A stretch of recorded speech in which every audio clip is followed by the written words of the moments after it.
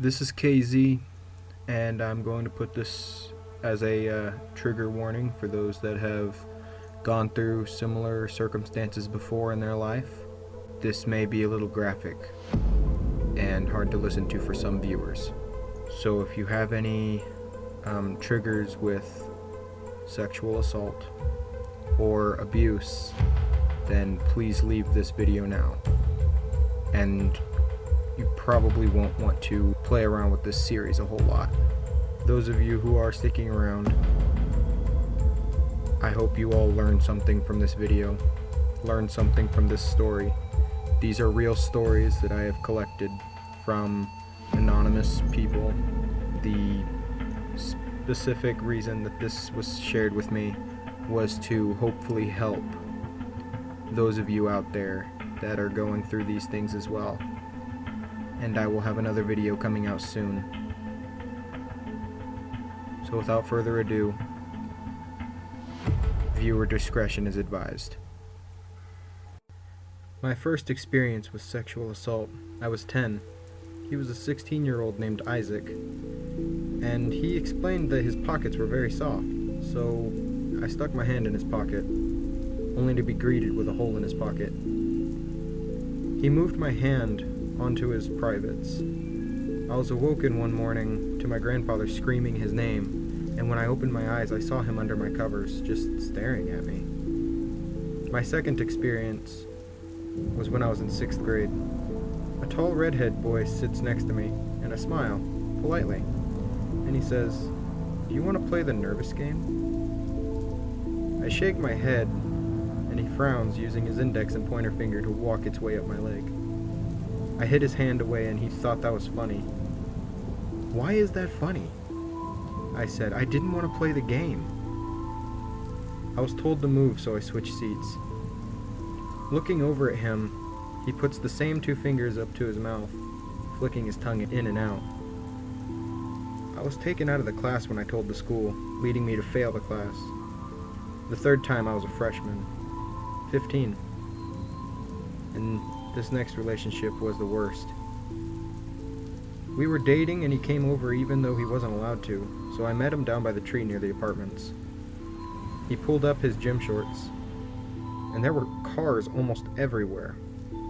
I tell him to put it away and he grips the back of my head. "Stop!" I smile at him knowing he's just playing.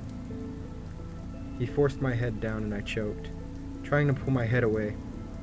This was the Wednesday before the assault. Maybe that's why he did it. Carl walks up from the park, sitting down next to me, seemingly happier. I let him know my arm hurts from a flu shot, and he punches it. I hunch over and put my hand over it, sucking in a breath. I look up at him, and he does it again, until his brother calls him to the car. September 2nd, 2017, was the day I could have changed everything. I met Carl at a secluded area behind the skate park. I don't need a reason as to why I wanted to stop. I kept postponing writing this because I couldn't think of the reason why I wanted to stop. But I told him to stop. I pulled my hips away and I tried to make my body go as limp as possible. He slapped me when my body fell too far from him, his dirty fingernails digging into my hips, trying to get me as close to him as possible, while I struggled to get away. The 4th time I was a senior in high school, 17, struggling with my mental health and self-worth. I had to sleep on the floor. Steve was sitting in the recliner in front of me. He looks at me as he unbuttons his pants. I'm already dead, so why fight it? He pulls my pants down around my ankles and sits me on his lap, bouncing me up and down. I try to make it end as soon as possible by playing along and scratching him, trying my best to sound like the actress he watches when he's alone. I got drunk with Steve and my roommate. My roommate's boyfriend, let's call him Ian, recorded the entire thing. I blacked out and I woke up feeling warm skin against my leg. My roommate laying between my legs, completely naked. I asked Ian to show me the recording, and he told me that Steve threatened him to delete it. His excuse being I was the only minor in the whole situation. A month later, in November, I moved out of my roommate's house and moved in with Steve. I sit on the brown couch, and Steve's best friend, Rebecca, pulls out a large bottle of Smirnoff. Me and Rebecca get tipsy, and we'll call him Nathan, decides to go get some Cheetos. Rebecca and I sit in the back seat. Steve leaves the keys in the car. Rebecca and I both jump in the front seat. We start laughing uncontrollably. Steve makes his way to the driver's side, and me and Rebecca both jump into the back seat, and I land on her. I look at her lips and move my hand to her waist. Our lips collide as my hand moves over to her breast. Nathan clears his throat, and I pull away from Rebecca, and we continue laughing. When we arrive back at Nathan's house, we all move to the bedroom. They both began sexual acts on me, and I drunkenly tell them to stop because I had to pee. Next thing I know, I'm naked on the bathroom floor. My best friend, Leah, yelling at me to get up. She gets me dressed, and I stumble to her car. She explains that Steve wouldn't let her talk to me, so she came over, and I was laying on the bathroom floor crying, telling her he raped me. I don't remember this. This is just what she told me.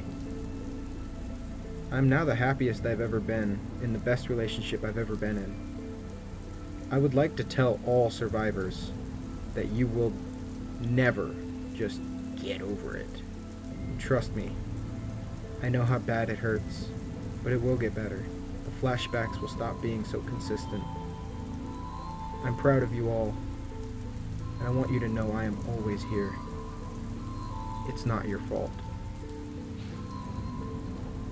I'm going to end this video off here. I hope that you all learned something from this video, and that for those of you who are survivors of these types of situations, please talk to somebody. Please tell somebody. Go to a trusted adult. Find somebody that you trust. Tell them. Do not stay quiet. There are people that can help you. My condolences to all survivors. Should have never happened. If this helped you in any way, please share it with a friend or somebody that you think needs to hear it. I know these are rough and can bring out the worst memories.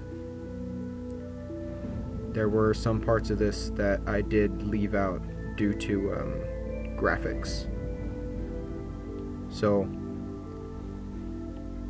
please, all of you out there, be careful. Anything that you think is throwing a red flag, please pay attention to it. Do not just accept fate. Find a trusted adult. Fight back. Get help. There is bound to be somebody that will take your story to the police, and there will be justice. Stay strong out there. Don't ever forget, you're not alone.